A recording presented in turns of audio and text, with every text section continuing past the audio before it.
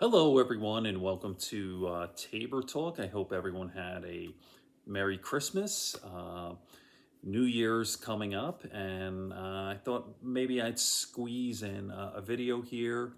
I am going to play a clip from the Ring of Fire, Farron Cousins. A couple of weeks ago, I did a video on all the channels I watch on YouTube, and I'm not sure if I mentioned Farron Cousins' Ring of Fire. But I got to tell you here, great guy. He's an attorney, very smart, reasonable guy, nice guy. And he just says it like it is. All the stuff that I've been saying for many years, that Donald Trump is a monster. He really is just an absolute, I don't know, subhuman POS, and it just boggles the mind that there are people who still support this guy, like not crazy, wacky guys, like just say your average Republican or whatever, MAGA, whatever. So I'm going to play this clip where Donald Trump makes fun of this congresswoman for crying over her dead husband and his commentary. He just lays it out. Farron Cousins, watch this. Democratic lawmaker Debbie Dingell appeared on CNN, where she, as she's been known to do, took a few shots at Donald Trump, specifically his supporters. She said that the Trump-inspired threats against elected officials are, quote, getting worse. She also mentioned Donald Trump's Christmas message where he told everybody to rot in hell. Dingell said, quote, and quite frankly, I'm going to tell you what I think it was one of the most pathetic Christmas greetings I've heard when a former president of the United States who wants to return tells people on Christmas Day that they can rot in hell. He is contributing to the divisiveness and division in this country. That's not even that harsh of a criticism. Let's be honest. You could have gone scorched earth against the guy, but this is a very mild criticism in terms of all the criticisms we've seen of Donald Trump. But it was still enough to send Donald Trump over the edge. And he attacked Debbie Dingell, again, Democratic lawmaker from Michigan, by attacking her dead husband, who had served in Congress before Debbie did. And then he mocked her for crying when he died. Here's what Trump posted on Truth Social after, again, this very mild criticism from Debbie Dingell.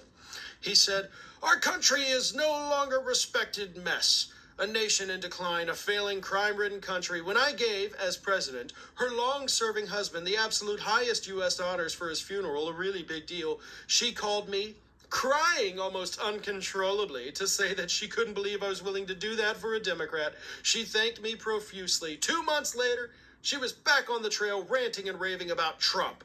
She ought to focus on how badly the auto workers of Michigan and the USA as a whole are being treated by China, to which crooked Joe Biden has given his once great industry away. She was crying profusely because her husband of many decades had passed away. And she was honored at the time that Donald Trump wasn't a dick about it. Let's be clear. Trump decided he wasn't going to be a jackass. But now he's going to be a jackass and mock you for crying profusely because your spouse died. Now, we know that Donald Trump doesn't actually have human emotions. He buried his ex-wife, Ivana, on his golf course. And then they didn't even have the decency to mow her. So, yeah, this is a guy that doesn't care about human life. He doesn't care about human emotions. Totally, textbook sociopathic. But now he's mocking her for that.